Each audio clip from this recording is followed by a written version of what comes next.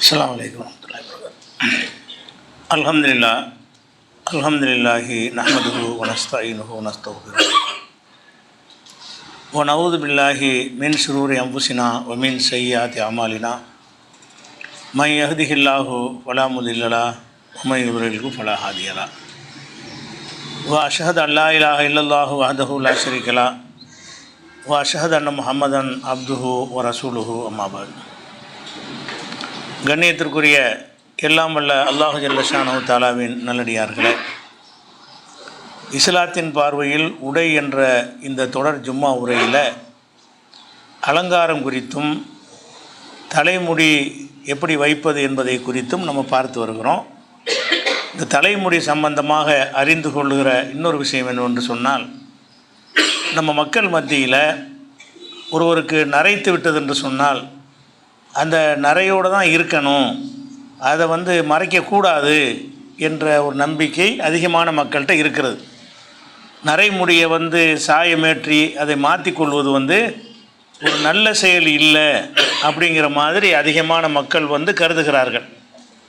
ஆனால் நபிகள் நாயகம் ஸல்லல்லாஹு அலைஹி வஸல்லம் அவருடைய வழிகாட்டுதல் இதுக்கு நேர் மாற்றமாக இருக்கிறது. புகாரியில் 3462வது ஹதீஸில் இருக்கிறது, இன்னல் யஹூத ஒன் நசாரா, யகூதிகளும் நசாராக்களும் லா இஸ்பகுன, அவங்க நரைத்த முடிகளுக்கு சாயம் ஏற்றுவது கிடையாது. ஹாலிஃபுஹும், நீங்கள் அவங்களுக்கு மாறு செய்யுங்கள். ரசூல் என்ன செய்கிறாங்கன்னா, நரைமுடி வந்துருச்சுன்னு சொன்னால் அதை மறைக்கணுங்கிறாங்க. நரைமுடியை மறைக்கிறது தப்பு மாதிரி என்ன செய்கிறாங்க, நிறைய மார்க்க அறிஞர்கள் மக்களுக்கு சொல்லி வச்சுருக்கிறாங்க. ஆனால் ரசூல் ஸல்லல்லாஹு அலைஹி வஸல்லம் அவர்கள் நரைமுடினா நீங்கள் மாற்றிடணும், கலரை மாற்றிடுங்க அப்படிங்கிறாங்க. ஏன்னாட்டா அது யகூதி நசாராக்கள் தான் அந்த வெள்ளையாக விட்டுருன்னு, அதில் மாற்றம் செய்யக்கூடாது என்பது யகூதி நசாராக்கள் நம்பிக்கை. நீங்கள் அதுக்கு முரணாயிருங்கிறாங்க ரசூல் ஸல்லல்லாஹு அலைஹி வஸல்லம். இன்னல் யஹூத வன் நசாரா லா யஸ்பகுன, யகூதி நசாராக்கள் தலைமுடிக்கு நரைத்த முடிகளுக்கு சாயம் போடுவது இல்லை. இப்போ ஹாலிஃபுஹும், அதுக்கு நீங்கள் மாற்றம் செய்யுங்கள் அப்படிங்கிறதுனால சிறந்தது என்னன்னு கேட்டால் நரைமுடியை மாற்றுறது தான். நிறைய வெள்ளையாக இருந்து கொள்வதை விட யகூதிகளுக்கு மாறு செய்கிற சுண்ணத்தை எப்போ கடைப்பிடிக்க முடியும்னு கேட்டால் அந்த நரைமுடிக்கு என்ன செய்யணும், ஏதாவது கலரிங் போடணும், மாற்றிக்கொள்வது தான் மார்க்கத்தில் வலியுறுத்தப்பட்ட சிறந்த வழிமுறை. அது ஒரு விஷயமாச்சு. அப்படி மாற்றி கொள்ளும் பொழுது அதிகமான மக்கள்கிட்ட இந்த கருப்பு சாயம் மட்டும் போடக்கூடாது என்றும் தப்பாக விளங்கியிருக்கிறாங்க. சாயம் போடுறதுக்கு ரசூல் அனுமதிச்சிட்டாங்க, ஒன்று அனுமதித்தது மட்டுமில்லை ஊக்குவித்திருக்கிறாங்க. செய்யுங்க, மாற்றம் செய்யுங்கங்கிட்ட அந்த அர்த்தம் அது வலியுறுத்தப்பட்ட ஒரு சுண்ணத்தில் வந்துடுது. அதே நேரத்தில் அந்த கருப்பு சாயம் போடுவது தவறு என்கிற மாதிரி அதிகமான மக்கள்கிட்ட ஒரு நம்பிக்கை இருக்கிறது. ஆனால் ஹதீஸ்களை நம்ம தேடி பார்த்தோம்னு சொன்னால் நரைமுடிக்கு கருப்பு சாயம் போடுவதற்கும் அனுமதி இருக்கிறது. அனுமதி இருக்கிற மாதிரியும் ஹதீஸ் இருக்கிறது, அனுமதி இல்லைங்கிற மாதிரியும் ஹதீஸ் இருக்கிறது. ரெண்டையும் அலசி பார்த்தோம்னு சொன்னால் அனுமதி இருக்கிறது என்கிற ஒரு ஹதீஸ் தான் சரியானதாகவும் ஏற்கத்தக்கதாகவும் இருக்கிறது. அதுக்கு உதாரணமாக சொல்வதாக இருந்தால், ரசூல் ஸல்லல்லாஹு அலைஹி வஸல்லம் அவர்கள் ஹிஜ்ரத்து போகும் பொழுது அபூபக்கரோடு தான் போகிறாங்க. அபூபக்கர் அவங்களும் தான் ஹிஜ்ரத்து போகிறாங்க. ஹிஜ்ரத்து போகும்போது மதீனாவுக்கு வரும்போது அபூபக்கர் மட்டும் நரைச்ச முடி உள்ளவராக இருக்கிறார். ரசூல் ஸல்லல்லாஹு அலைஹி வஸல்லம் அவர்களுக்கு முடி நரைக்கலை. கடைசி வரைக்கும் என்ன செய்யலை, 1-2 நிறைய முடி தான் இருந்தது. அதனால் அவங்க சாயம் போட வேண்டிய தேவை ஏற்படலை. ஓரிரு நடைமுறைகள் அப்படி தான் அவங்களுக்கு இருக்கும். அப்படின்றதுனால நபி ஸல்லல்லாஹு அலைஹி வஸல்லம் அவர்கள் நரைமுடி இல்லாத காரணத்தினால அவங்க சாயம் போடலை. கூட அபூபக்கர் வர்றாங்கல்ல, அவங்க நரைச்ச முடி ஆளாக இருக்கிறாங்க. அவங்க என்ன செய்கிறாங்கன்னு கேட்டால், கத்தும் என்று சொன்னால் அவுரி செடிமாங்க. அவுரின்னு ஒரு மூலிகை இருக்குது, ஒரு செடி மருதாணி மாதிரி. அந்த அவுரி செடியை கொண்டு, அவுரி இலையை கொண்டு அபூபக்கர் என்ன செய்வார்னா, சாயம் போட்டவராக ஹிஜ்ரத்து பண்ணி ரசூலுல்லாவோட வர்றாரு.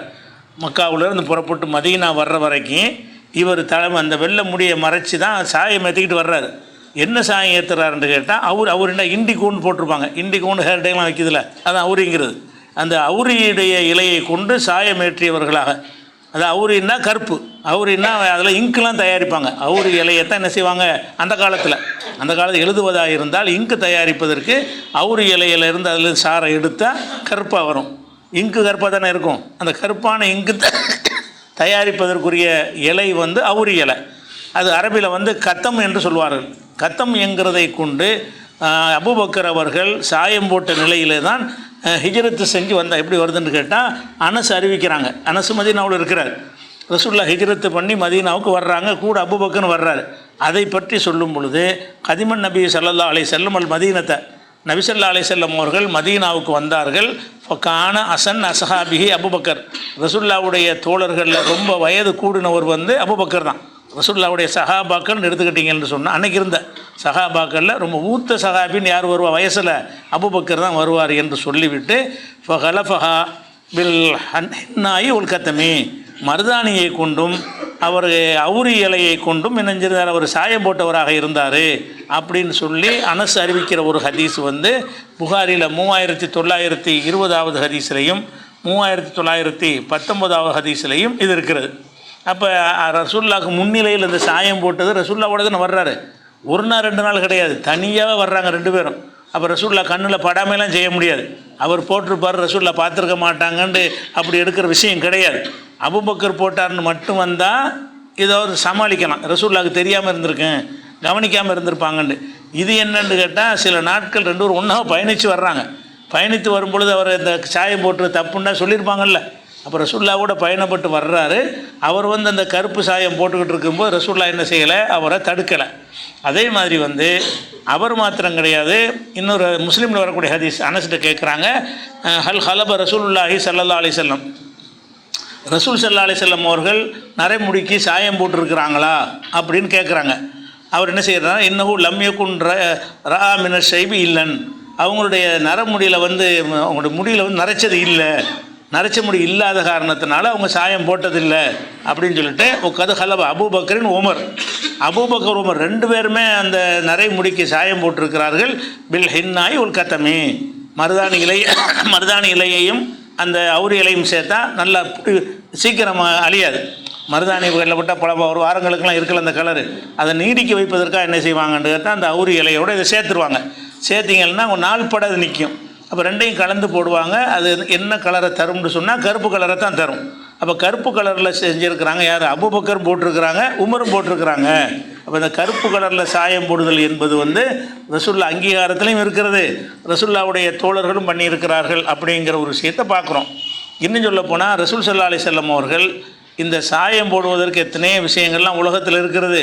நீங்கள் சாயம் நரைமுடிக்கு சாயம் ஏற்றுவதாக இருந்தால் சிறந்த சாயம் எது என்று கேட்டால் அல் ஹின்னா உல் கத்தம்ங்கிறாங்க.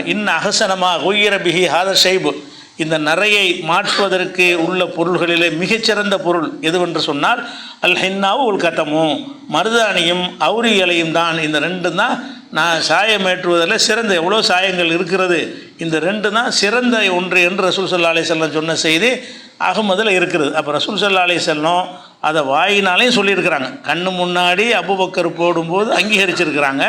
அவங்க வாயினாலே என்ன சொல்கிறாங்கன்னு, எத்தனை சாயங்கள் இருக்கிறது, சிறந்த சாயம் வந்து எது தான், இந்த அவுரி இலையும் மருதாணியும் தான் அப்படிங்கிற மாதிரி சொல்கிறாங்க. அதே மாதிரி தான் இந்த கருப்பு சாயம் போட்டவர்களாக பல சஹாபாக்கள், சாத் இப்னு அபி வக்காஸ், ஹசன் ஹுசைன், அவங்களெல்லாம் என்ன செய்வாங்கன்னா இந்த கருப்பு சாயம் போட்டவர்களாக தான் இருந்தாங்க நிறைய சஹாபாக்கள். அதெல்லாம் ரசூலுல்லாஹ் காலத்துக்கு பிந்தின விஷயங்கள் தான், அது ஆதாரத்துக்கு வராது. ஆனாலும் இதை இருக்க போய் தான் நினைஞ்சிருக்காங்க அவங்க, அந்த மாதிரி போட்டிருக்கிறாங்க. அப்போ கருப்பு என்பது வந்து தடுக்கப்பட்ட ஒரு விஷயமாக இல்லைன்னு ஒரு விஷயம். அதே நேரத்தில் வந்து இந்த கருப்பு சாயம் பூசக்கூடாதுன்னு சொல்கிறாங்கல்ல, அதுக்கு உள்ள ஹதீஸையும் தெரிஞ்சுக்கணும்ல. இதுலேருந்து என்ன விளங்குதுன்னு கேட்டால் நபி ஸல்லல்லாஹு அலைஹி வஸல்லம் காலத்தில் அவங்க முன்னிலையில் அவங்க தோழர்கள் கருப்பு சாயம் போட்டிருக்கிறார்கள் என்று ஒன்று. நீங்கள் வந்து அந்த அந்த கத்தம் என்ற அவுரி இலையை கொண்டு நீங்கள் சாயம் போடுங்க என்ற உத்தரவு ஒன்று, வழிகாட்டுதல் ஒன்று இருக்கிறது, அது அனுமதிக்கப்பட்டதுங்கிறதுக்கு ஆதாரமாயிடுச்சு. அதே நேரத்தில் வந்து அபூபக்கர் சித்திக் அவங்களுடைய தகப்பனார் வந்து அபு குஹாஃபா, அவர் வந்து ஆரம்பத்தில் இஸ்லாத்துக்கு வரல, ரசூலுல்லாஹ் அபூபக்கர் மட்டும் வர்றாரு, அவர் தகப்பனார் வரமாட்டேன்ட்டார் கடைசி வரைக்கும். மக்கா வெற்றியின் போது என்ன செய்கிறாங்க, அவர் விளங்கி நான் இஸ்லாத்தில் சேர்ந்துடுறேன் அப்படின்னு மக்கா ஜெயித்த பிறகு அவர் மக்காவில் இருந்துக்கிட்டார். அப்போ என்ன செய்கிறாங்கன்னா அவரை ரசூலுல்லாஹ்ட்ட கொண்டு வர்றாங்க. அபூபக்கரே வயசான ஆள், அப்போ இவர் அதை விட வயசாக இருப்பார்ல, அபூபக்கரே அன்றைக்கு வந்து ஒரு 50 வயசுக்கு மேலே இருப்பார் மக்கா வெற்றியின் போது. அவர் அந்த வயசில் இருக்கும்போது வாப்பா வந்து இப்படி 75 வயசு அந்த மாதிரி 80 அந்த மாதிரி வயசு கூட்டினவராக இருப்பார். அப்போ அபு குஹாஃபா என்பவரை வந்து கொண்டுட்டு வர்றாங்க ரசூலுல்லாஹ்ட்ட. வந்தாங்கன்னு சொன்னால் அவருடைய தலை வந்து பஞ்சு மாதிரி வெள்ளை வெள்ளேர்னு இருக்குது, தலைமுடி வந்து பஞ்சு மாதிரி வெள்ளை வெள்ளேர்னு இருக்குது. அந்த மாதிரி இதில் கொண்டு வர்றாங்க. அப்போ ரசூலுல்லாஹ் என்ன செய்கிறாங்கன்னா, கைரு ஹாதா பிஷையின், எதையாவது போட்டு இதை மாற்றிடுங்க, வெள்ளை வெள்ளையர்னு இருக்குது, நல்லா இல்லை, அதனால் எதையாவது போட்டு நீங்கள் மாற்றி விடுங்கள் அப்படின்னு ரசூல் ஸல்லல்லாஹு அலைஹி வஸல்லம் சொன்னதாக இது முஸ்லீமில் வரக்கூடிய ஒரு ஹதீஸ். இதே விஷயத்தை சொல்லும் பொழுது வேறு ஒரு ஹதீஸில் வரும் பொழுது கைரு ஹாதா பிஷையின், எதையாவது போட்டு மாற்றிருங்க, ஒஜித்தனிபு சவாத், கருப்பை மட்டும் தவிர்த்துக்கிறது. இது அந்த கருப்பு கூடாதுங்கிறவங்க காட்டக்கூடிய ஆதாரம். அந்த அபூபக்கர் ரலியல்லாஹு தகப்பனார் வந்து தலைமுடியெல்லாம் வெளுத்து போன நிலையில் ரசூலுல்லாஹ்ட்ட கொண்டு வரப்படுறாரு. அப்போ ரசூலுல்லாஹ் என்ன செய்கிறாங்கன்னா, ஒரு அறிவிப்பில் நீங்கள் மாற்றிருங்கன்னு சொல்கிறாங்க, இன்னொரு அறிவிப்பில் மாற்றிருங்க ஆனால் கருப்பை தவிர்த்துருங்கன்னு சேர்த்து, இதை மாற்றி ஏதாவது கலரை மாற்றிருங்க ஆனால் கருப்பு நிறத்தை தவிர்த்து விடுங்கள், அதுவும் முஸ்லீமில் தான் வருகிறது, அடுத்தடுத்த ஹதீஸாக வருகிறது. இந்த கருப்பை தவிர்க்க சொல்லி இருக்கிற காரணத்தினால் கருப்பு கூடாது அப்படிங்கிற ஒரு கருத்தில் ஒரு ஆதாரத்தை வைப்பாங்க. ஆனால் இந்த விஷயத்தை பொறுத்த வரைக்கும் இந்த செய்தியை வந்து அறிவிக்கிற ஆள் இருக்கார்ல, அவர் என்ன செய்கிறாருன்னு கேட்டால், ஒரு தடவை கருப்பை தவிர்த்து கொள்ளுங்கன்னு அறிவிக்கிறார், இன்னொரு தடவை அந்த கருப்பை தவிர்த்து கொள்ளுங்கள்னு இல்லாமல் நீங்கள் மாற்றிருங்க, இந்த வெள்ளையாக இருக்கிறத மாற்றுங்கன்னு சொன்னதாக இருக்குது. அப்படி சொல்லும்போது ஒருத்தர் கேட்குறாரு, இப்போ கருப்பை தவிர்த்து கொள்ளுங்கன்னு ரசூலுல்லாஹ் சொன்னதாக நீங்கள் சொன்னீங்களே, சொல்லலையான்னு கேட்குறாங்க. அப்படி ரசூலுல்லாஹ் சொல்லலை, மறுத்துடுறாரு. அதாவது கருப்பை தவிர்த்து கொள்ளுங்கள் என்று நீங்கள் சொன்னீங்களான்னு அவர்கிட்ட கேட்கப்படுது, இல்லையா நான் அப்படி சொல்லலையேன்றார். அப்போ யார் வந்து கருப்பை தவிர்த்து கொள்ளுங்கள் என்று அறிவித்தாரோ அவரே என்ன செய்கிறாருன்னா, இன்னொரு தடவை கேட்கும்போது அந்த சொல்லு இல்லாமல் அறிவிக்கிறார். அப்போ கருப்பை தவிர்த்து கொள்ளுங்கள் என்று நீங்கள் சொல்லலையான்னு ரசூலுல்லாஹ் சொல்லலையான்னு கேட்கும் பொழுது அப்போ என்ன செய்கிறாருன்னா, அவர் கேட்டேன், குல்துலி அபி ஜுபைர் அகால ஜன்னிபுஹு சவாத், கருப்பை தவிர்த்து கொள்ளுங்கள் என்று ரசூலுல்லாஹ் சொன்னார்களா அப்படின்னு அவர் கேட்குறார். கேட்டவன காலலா இல்லை அப்படி சொல்லலை, கருப்பை தவிர்த்து கொள்ளுங்கள் என்பது வந்து ரசூலுல்லாஹ் சொல்லாமல் ஏதோ ஒரு இடைச்சொற்களாக துருவி இருக்கிறாங்க. சம்மந்தப்பட்டவர்கிட்ட யார் அறிவிக்கிறார் அவர்கிட்ட கேட்குறாங்க, இல்லை அப்படி சொல்லலை, ரசூலுல்லாஹ் சொல்லலைங்கிறார். அப்போ ரசூலுல்லாஹ் சொன்னதாகவும் சொல்கிறாரு, ரசூலுல்லாஹ் சொல்லவில்லை என்றும் சொல்கிறார் என்றால் அதுக்கு ஓரமாக வச்சிட வேண்டியதானே. அது போக அந்த ரசூல் ஸல்லல்லாஹு அலைஹி வஸல்லம் முன்னிலையில் அவங்க கருப்பு போட்டிருக்கிறாங்களே, அபூபக்கர் போட்டிருக்கிறாங்களே, நீங்கள் மாற்றுங்கன்னு ரசூலுல்லாஹ் சொல்லியிருக்கிறாங்களே, அதுக்கு மாற்றமாக ஒரு இருக்கிறதுனாலையும் இது டவுட்ஃபுல்லான செய்தி அறிவிக்கப்படுது, உறுதியாக அறிவிக்க முடியல. கருப்பை தவிர்த்து கொள்ளுங்கள் என்று ரசூலுல்லாஹ் சொன்னதான் அறிவிக்கிறாரு, ஒருக்கா இல்லாமல் அறிவிக்கிறாரு. ஏங்க இல்லாமல் அறிவிக்கிறீங்களா, அந்த கருப்பை தவிர்த்து கொள்ளுங்க நீங்கள் விட்டுட்டீங்கன்னு கேட்கும் பொழுது இல்லை அப்படி ரசூலுல்லாஹ் சொல்லலை. இப்போ கருப்பை தவிர்த்து கொள்ளு என்பது கவனக்குறைவாக அவரே ஒரு தடவை சொல்லியிருப்பார். பிறகு யோசிச்சு பார்த்து இல்லை கருப்பை தவிர்த்து கொள்ளுங்கன்னு சொல்லலையேன்னு யாவும் வந்த உடனே இல்லை சொல்லலைன்னு மறுத்துட்டார். அப்போ கருப்பை தவிர்த்து கொள்ளுங்கள் என்ற ஒரு விஷயம் வந்து மறுக்கப்பட்ட ஒரு செய்தியாக இருக்கிற, இது ஆதாரமாக காட்டுவாங்க. உறுதியான செய்தியை தான் ஆதாரமாக எடுக்கணும். யார் வந்து கருப்பை தவிர்த்து கொள்ளுங்கன்னு அறிவிக்கிறார் அவரே சொல்கிறாரு, இல்லை ரசூலுல்லாஹ் சொல்லலை என்று சொல்கிறார், ரசூலுல்லாஹ் சொன்னாங்க என்று சொல்கிறாரு, ரசூலுல்லாஹ் சொல்லவில்லை என்று சொல்கிறார். அப்போ முரண்பட்டு வந்துருச்சுன்னு சொன்னால் அதை வந்து ஆத்தண்டிக்கான செய்தியாக ஏற்றுக்கொள்ள மாட்டாங்க. அதே நேரத்தில் இது வந்து நம்ம அபூபக்கர் உமர் அவர்கள் சாயம் போட்ட ஒரு விஷயத்திற்கும் ரசூலுல்லாஹ் வந்து நீங்கள் வந்து அவுரி இலையை கொண்டு சாயம் போடுங்கன்னு சொன்னாங்கல்ல, அதுக்கு மாற்றமாக வேறு இருக்குது. அதனால இது ஆதாரமாக காட்டி தான் கருப்பு போடக்கூடாதும்பாங்க. கருப்பு போடக்கூடாது எவர் சொன்னார் அவரே வந்து இப்படி ரசூலுல்லாஹ் சொல்லலைன்னு மறுத்துடுறாரு. அப்படி ஒரு விஷயமாக அது வந்து விடுகிறது. அடுத்ததாக வந்து இன்னொரு செய்தி என்ன காட்டுவாங்கன்னு கேட்டால், அதாவது ஒரு ஹதீஸ் இருக்குது இறுதி காலத்தில், இந்த ஹதீஸில் இறுதி காலத்தில் இப்னு அப்பாஸ் அறிவிக்கிறாங்க, கடைசி காலம் வரும் பொழுது இந்த கருப்பு சாயத்தை போடுவார்கள். ரசூலுல்லாஹ் சொல்கிறாங்க, கருப்பு ஒரு காலம் வரும், இறுதி காலம் வரும், உலகம் அழியக்கூடிய நெருக்கத்தில் வரக்கூடிய நேரத்தில் கருப்பு சாயை கூணு கவுமுன் ஃபி ஆஹிரி ஜமான், கடைசி காலத்தில் ஒரு சமுதாயம் உருவாவார்கள். யஹ்லிபூன பி ஹாதா சவாத், இந்த கருப்பு சாயத்தை அவர்கள் தான் நரைமுடிக்கு போடுவார்கள் அப்படின்னு ரசூலுல்லாஹ் சொல்லிவிட்டு, லா யரிஹூன ராயிஹத்தல் ஜன்னா, அவங்க சொர்க்கத்தின் வாடையை கூட நுகர மாட்டார்கள். அந்த கருப்பு சாயம் கூட எவ்வளோ பயங்கரமான குற்றமாக சொல்கிறாங்கன்னு கேட்டால், சொர்க்கத்துடைய வாடை கூட கிடைக்காது, அப்படி ஒரு கூட்டம் இறுதி காலத்தில் உண்டாவார்கள் என்று ரசூலுல்லாஹ் சொன்னதாக இந்த செய்தி வருகிறது. இந்த செய்தி வந்து இறுதி காலத்தில் உருவாருன்னு சொல்கிறாங்கல்ல, ரசூலுல்லாஹ் காலத்தில் இருக்கிறது. இறுதி காலத்தில் உருவாகன்னு சொல்கிறது வந்து பொய்யான செய்தியாக இருக்குல்ல. இறுதி காலத்தில் உருவாவாங்க, இன்றைக்கி இருக்கிறாங்க, நேற்று இருக்கிறாங்க, போன நூற்றாண்டில் இருக்கிறாங்க, அதுக்கு முந்தைய நூற்றாண்டில் இருக்கிறாங்க. அதை ரசூலுல்லாஹ் காலத்தில் இருந்து இந்த 14 நூற்றாண்டாக எல்லா காலங்கள்லையும் கருப்பு போட தானே செய்கிறாங்க. இந்த ஹதீஸ் படி அது வரைக்கும் கருப்பு இல்லாமல் இருந்து கடைசி கால ஆஹிரு ஜமான், உலகம் அழியும்ல, அந்த கட்டத்தில் கருப்பு சாயம் போடக்கூடியவர்கள் உருவாவார்கள், அவங்க சொர்க்கத்தின் வாடையை நுகர மாட்டார்கள் அப்படிங்கிற அந்த வாசகம் வந்து நடைமுறை உண்மைக்கே மாற்றமாக இருக்குது. ரசூல்லா முன்னிலையில் அந்த கருப்பு சாயம் போட்டவர்களாக இருந்திருக்கிறாங்க. வேறு வேறு சஹாபா ரசூல்லா காலத்துக்கு பிறகு சஹாபாக்கள் பெரிய இமாம்கள்லாம் கருப்பு சாயம் போட்டிருக்கிறாங்க. அப்படி இருக்கும் பொழுது உலகத்துடைய அழிவு காலத்தில் நெருக்கத்தில் தான் இப்படி ஒரு கூட்டம் உருவாவார்கள் ரசூல்லா சொல்லுவாங்களா? ஒன்று இன்றைக்கி நடந்துக்கிட்டு இருக்கிற ஒன்றை இனிமேல் உருவாகுன்னு சொன்னால் எப்படி இருக்கும்? கண்ணு முன்னாடி ஒன்று நடக்குது, நம்ம கண்ணால் பார்த்துக்கிட்டு இருக்கிறோம்.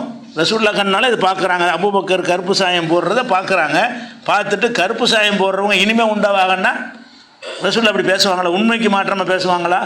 கண்ணு முன்னாடி தெரிகிற உண்மை என்ன? கருப்பு சாயம் போட்டிருக்கிறார்கள். அபூபக்கர் போட்டார், உமர் போட்டார்.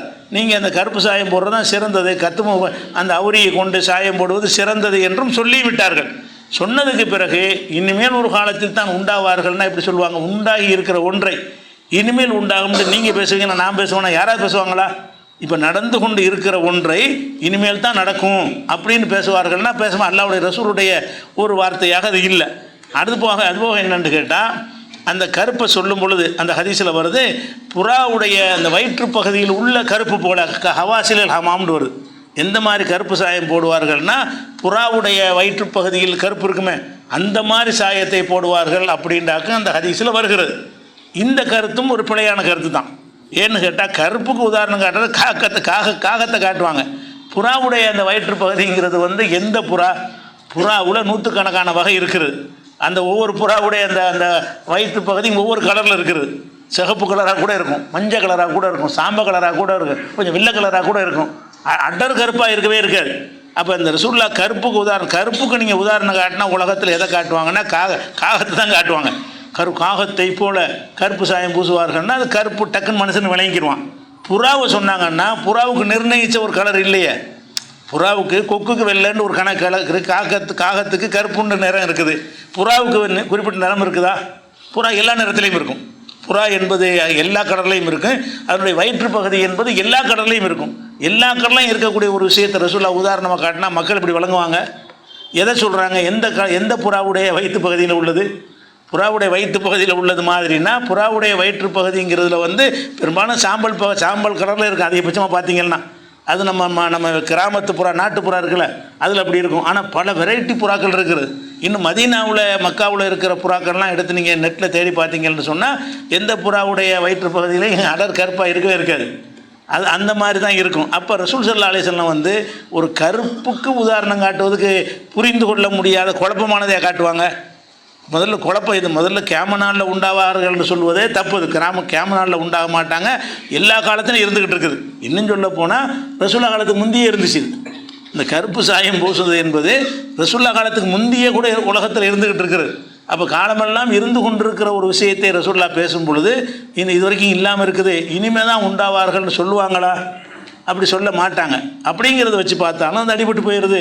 அதுபோக வந்து அந்த புறாவுடைய வயிற்று பகுதியை போலன்னு சொல்வது இருக்குல்ல, அது வந்து அந்த மாதிரி கருப்பு, புறாவின் வயிற்று பகுதியில் உள்ள மாதிரி கருப்புன்னா என்ன கருப்புன்னு ஒருத்தன் விளங்குவான்.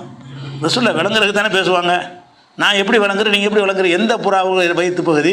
அப்போ ரசூல் ஸல்லல்லாஹு அலைஹி வஸல்லம் அவர்கள் எந்த ஒன்றை சொன்னாலும் தெளிவாக தெளிவாக குழப்பம் இல்லாமல் சந்தேகத்துக்கு இடமில்லாமல் பேசக்கூடியவங்க. அப்போ இதில் புறாவுடைய வயிற்றில் உள்ளது மாதிரியான கருப்புன்னு சொல்லுவார்களே. ஆனால் ஒருவன் எதை புரிஞ்சுக்கிடுவான்? 1000 வகையான புறா இருக்குதே, 1000 வகையான நிறங்கள் அதில் இருக்கிற வயிற்று பகுதியில் இருக்குதே. அப்போ எந்த கருப்பை ரசூல்லா சொன்னாங்கன்னு விளங்க முடியுமா? விளங்க முடியாத ரசூல்லா சொல்லுவாங்க அப்படின்னு பார்த்தீங்க. அது போக என்னென்னு கேட்டால், இதுக்கு சொல்லக்கூடிய ரிசல்ட் பயங்கரமாக இருக்குது. அதாவது லாயுரீகுன ராயகத்தில் சாதாரண ப்ரௌன் கலரே போடலாம் நீங்கள் சொன்னால் கூட, ப்ரௌன் சாயத்தை போட்டு ஒரு சீக்கிரம் கழுவலன்னு சொன்னால் கருப்பாக மாறிக்கணும். நீங்கள் எந்த கலர் அடித்தாலும் சரி, கொஞ்சம் டைம் ஆகிடுச்சுன்னா கருப்பாக தான் மாறிடும். இப்படி இயல்பாக கூட கருப்பாக மாறக்கூடிய ஒரு விஷயம் இருக்குது. சாயம் போட்டிங்கன்னு சொன்னால் கொஞ்சம் நேரத்துக்குள்ளே கழுவிட்டா தான் அந்த ப்ரௌன் போட்டிங்கன்னா அப்போ ப்ரௌனாகவே இருக்கும். 5 நிமிஷத்தில் கழுவுன்னு போட்டிருப்பான். அதை நீங்கள் 10-15 நிமிஷம் ஆக்கிட்டிங்கன்னா ப்ரௌனாக கருப்பாக தான் போயிடும். ஒரு 2-3 நாளைக்கு பிறகு இதை கழுவுன பிறகு தான் அந்த ப்ரௌன் கலருக்கே வரும். அப்போ அப்படிலாம் வரக்கூடிய ஒரு விஷயம் இருக்கும் பொழுது அவனுக்கு சொர்க்கத்தின் வாடையை நுகர மாட்டாருங்கிற அளவு கடுமையான விஷயம் இருக்குமா? இது சாதாரணமாக எந்த கலர் நீ நாடி போட்டாலும் அது கூட கருப்பாக மாறக்கூடிய வாய்ப்பு இருக்குது. அப்படி இருக்கக்கூடிய நேரத்தில் இவர்கள் லாயுரீகுன ராயகத்தல் ஜன்னா, சொர்க்கத்தின் வாடையை கூட நுகர மாட்டார்கள்ன்ற அளவுக்கு ரசூல் எச்சரிச்சிருப்பாங்களா? அப்படின்னு வச்சு பார்க்கக்கூடிய நேரத்தில் இந்த கருப்பு சாயம் இந்த ரெண்டு தான் ஆதாரம் காட்டுவாங்க. எந்த ரெண்டு? கருப்பை தவிர்த்து கொள்ளுங்கள் அப்படிங்கிற செய்தி. அந்த செய்தியை சொன்னவரை வந்து நான் சொல்லலைங்கிறார். ரசூல்லா சொன்னார்கள் என்ன சொல்கிறார், ரசூல்லா சொல்லவில்லைன்னு மறுத்துடுறார். அது டவுட்டான விஷயமாய் போயிடுச்சு. ரெண்டாவது விஷயம் என்னென்னு கேட்டால், கியாம நாள் உலகம் இறுதி நாளில் ஒரு கூட்டம் உண்டாவார்கள், அவங்க இந்த கருப்பு சாயம் பூசுவார்கள், அது புறாவின் வயிற்று பகுதியைப் போல அந்த நிறத்தில் சாயம் பூசுவார்கள், அவர்கள் சொர்க்கத்தின் வாடை அடைய மாட்டார்கள். இந்த ஒரு ஹதீஸ். இந்த ஹதீஸ் சரியானதாக இருந்தால் பூசக்கூடாது தான். ஆனால் சரியானதா? ரெண்டு காரணத்தினால சரியில்லை. ஒன்று வந்து கியாம நாளில் தான் உருவாகுங்கிறது தவறு. 14 நூற்றாண்டாக இருந்துக்கிட்டு இருக்கிறாங்க, அதுக்கு முந்தையே பிடிச்சி இருந்துக்கிட்டு இருக்கிறாங்க.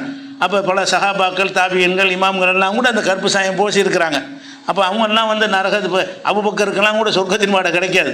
இந்த கருத்து பிரகாரம் அப்போ யாரையெல்லாம் சொர்க்கத்துக்கு நற்செய்தி பெற்றவர் ரசூலுல்லாஹ் சொன்னாங்களோ, அபூபக்கர் உமர் சொர்க்கவாசி தானே, அவர் போட்டிருக்கார், அவர் சொர்க்கத்தின் வாடையை நுகர மாட்டார்கள், அவரும் வருவார். அப்படின்னா அந்த ஹதீஸ் வந்து அந்த ஹதீஸை மறுக்குது. சொர்க்கவாசிகள்னு நற்செய்தி சொல்லியிருக்கிறாங்கல்ல, ரசூலுல்லாஹ் யார் நற்செய்தி சொன்னார்களோ அதே மாதிரி ஹசன் ஹுசைன் அவங்களும் ரைஹான தாயஃபில் ஜன்னாண்டாங்கல்ல, இவங்கெல்லாம் சொர்க்கத்தில் என்னுடைய நறுமண மலர்கள்ன்ற ரசூலுல்லாஹ் அந்த ரெண்டு பேரையும் பற்றி சொல்லியிருக்கிறாங்க. அந்த ரெண்டு பேரும் கருப்பு பூசியிருக்கிறாங்க. ஹசனும் ஹுசைனும் ரெண்டு பேருமே கருப்பு பூசியிருக்கிறாங்க. அப்போ அவங்கெல்லாம் சொர்க்கத்தின் வாடை அடைய மாட்டாங்களா? இந்த ஹதீஸ் பிரகாரம் அவர்கள் சொர்க்கத்தின் வாடையை கூட அடைய மாட்டார்கள்ங்கிற விஷயமும் பல ஹதீஸுக்கு மாற்றமாக இருக்கிறது. ஒன்று, புறாவின் அந்த வயிற்றுப்பகுதியை போல என்பதும் குழப்பமான சொல்லாக இருக்கிறது. ரெண்டாவது வந்து நடந்துக்கிட்டு இருக்கிற ஒன்றை இனிமேல் நடக்கும் என்று சொல்வது வந்து அல்லாஹ்வுடைய ரசூலுடைய பேச்சில் உள்ளது கிடையாது. அப்போ இந்த ரெண்டு வயது சீர்தூக்கி பார்க்கும் பொழுது எந்த சாயம் போட்டாலும் பிரச்சனையே கிடையாது. கருப்பு போடுறதுக்கு எந்த ஒரு தடையும் கிடையாது. தாராளம் போட்டுக்கலாம். விரும்பினால் கருப்பை போட்டுக்கலாம், விரும்பினா வேறு எந்த கலர் வேணாலும் போட்டுக்கலாம், மருதாணி கூட போட்டுக்கலாம். ஆனால் என்னமோ அது போட்டு மாற்றணும். அந்த வெள்ளேர்ந்து இருக்கிறத வந்து அது புனிதமாக கருதி அவங்க சாயம் பூசாமல் இருந்தாங்க யஹூதி நசாராக்கள். அதை உடைக்கிறதுக்காக வேண்டி சாயம் பூசுறது பெரிய தப்பு, பயங்கரமான குற்றம் என்று அவங்க கருதி கொண்டு இருந்தாங்க. அதுக்கு தான் ரசூல் என்ன செய்கிறாங்கன்னா, நீங்கள் அதை உடைங்க, அதை மாற்றுங்க, அப்படி கிடையாதுன்ட்டாங்க. அது போக நீங்கள் பார்க்கணும், பொதுவாக குடும்ப வாழ்க்கையில் கணவன் மனைவியில் இருக்கக்கூடிய ஒரு நேரத்தில் வந்து அந்த கணவன் வந்து அந்த முடிவில் விளையாண்டு இருந்தான்னு சொன்னால் அந்த மனைவியால் வந்து ஈர்க்கப்பட மாட்டான். மனைவிக்கு கிழவன் தோற்றம் வந்துடும். அவளுக்கு என்ன வந்துடும், கணவனை பற்றி சரியான வயசாகி போச்சு இவனுக்கு அப்படின்னு நினப்பு வந்துடும். அந்த மாதிரி விஷயத்துக்கும் கூட அந்த நிறம் வந்து ஒரு பாதிப்பை ஏற்படுத்துது. அது மாதிரி பெண்களாக இருந்தாங்கன்னு வைங்க, அவங்களுக்கும் கூட சில நிறையெல்லாம் வந்துடும். அவங்க அந்த விளையாண்டு இருந்தாங்கன்னு வைங்க, அப்போ கணவனால் அவங்க வந்து ஈர்க்கப்பட மாட்டாங்க. அப்படி இருக்கக்கூடிய நேரத்தில் பெண் என்ன சொன்னால் மதுஹபுகளில் கூட என்ன செய்கிறாங்கன்னா, கருப்பு கூடாதுங்கிறவங்க பெண்களுக்கு மட்டும் கூடும்னு எழுதி வச்சுருக்கிறாங்க. நம்ம அப்படி பிரிக்க தேவையில்லை, ரெண்டு பேருக்கும் கூடும். பெண்கள் கூட என்ன செஞ்சுக்கிடலாம், அவங்க கூந்தல் கருப்பாயிடுச்சுன்னு வெள்ளையாயிடுச்சின்னு சொன்னால் அதில் வந்து கருப்பு சாயம் பூசிக்கிடலாம். கருப்போ அல்லது பிரவுனை விரும்பின ஒரு சாயத்தை அவங்க என்ன செய்யலாம், பூசிக்கொள்ளலாம் என்பது தான் மார்க்கத்தின் நிலைப்பாடு. அதனால் இந்த சாயம் பூசுகிற விஷயமாக அது வந்து அப்படி வெள்ளையாகவே இருக்கிறது சிறந்ததுன்னு கருதுனாங்கல்ல, அது கிடையாது. அது சிறந்தது கிடையாது. முடிஞ்ச அளவுக்கு அந்த சுண்ணத்தை பேணுவதற்காக நம்ம என்ன செய்யணும்னா ஏதாச்சும் ஒரு கலரை போட்டு செய்யணும்.